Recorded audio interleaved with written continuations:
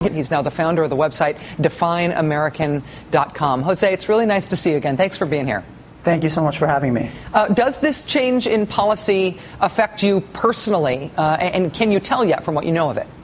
Well, actually, no, it doesn't affect me personally. I mean, I'm not on deportation proceeding. And although I have to tell you, all of us, 11 million undocumented immigrants in this country, when there's one good piece of news, even though it's affecting only 300,000 people, it's good news for everybody. So this is good news for everybody.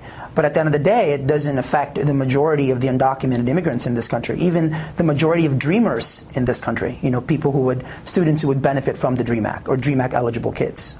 It's one thing to reprioritize deportation proceedings the way the administration has done. It is another thing, as you say, for the federal government to provide a pathway toward becoming a citizen or a legal resident. This doesn't affect that at all. I mean, which is why it's really laughable and just very intellectually dishonest, for conservative Republicans to just cry backdoor amnesty, or for them to say that this is the president going after the will of the American people. The will of the American people is people are hungry for immigration reform. While Washington, Senator John McCain, Senator Orrin Hatch, while people play political football with our lives, this is something that Americans, undocumented immigrants, and American citizens want.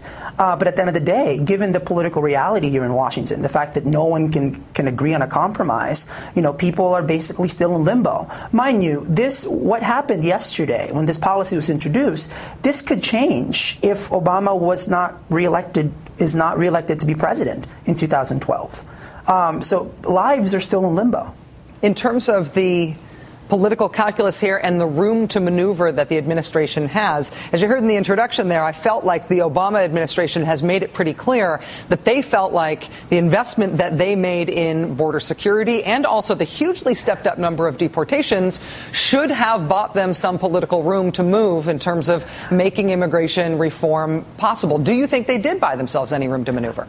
Well, I mean, I think the Obama administration tried to be as forthcoming, with what their plans are. Although, mind you, the Obama administration has gotten a lot of heat from immigration groups because of, a program called Secure Communities that is literally, dividing families apart. One of the things that American citizens might not understand is a lot of undocumented immigrants live in mixed status families, meaning an undocumented immigrant married to an American citizen who then might be, because of secure communities, those families could be separated.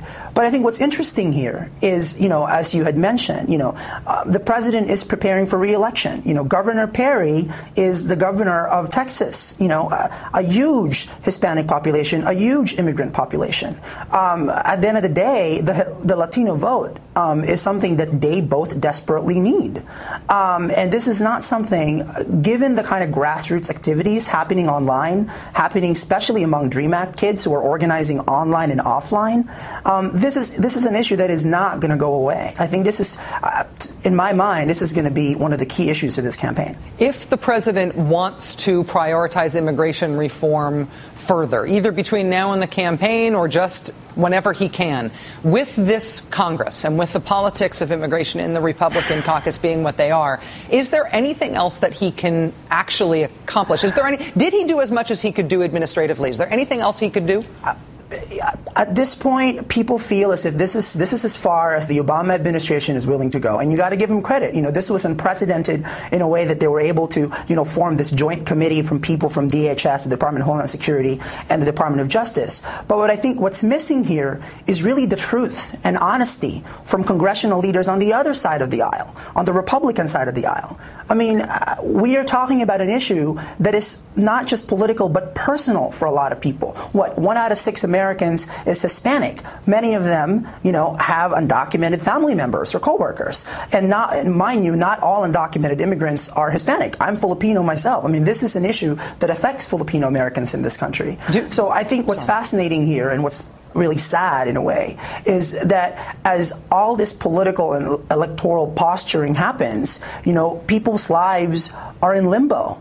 And all the stereotypes, like, for example, I'm sure you've heard about, the hero in New Mexico, the 23-year-old guy that saved the life of this 6-year-old girl who happens to be an undocumented immigrant. He's married to an American citizen. That's a mixed status family. I mean, under certain laws, this guy, this hero in Albuquerque might get deported. Hopefully, because of this new law yesterday, that's not going to happen. But this is the kind of reality that we're dealing with. Jose Antonio Vargas, Pulitzer Prize-winning journalist and founder of DefineAmerican.com, that's doing some incredible advocacy on immigration reform issues. Jose, thanks again for joining us. It's good to see you. Thank you so much for having me. I know many regular viewers of this show are also fans of the show that airs right after this one. No, not the Ed Show, Lockup. I know you like the Ed Show too, but on Fridays, it's Lockup, right? Until today, I have not had a solid newsy reason to really talk about Lockup during the show, but now I've got a beauty. Let the synergy be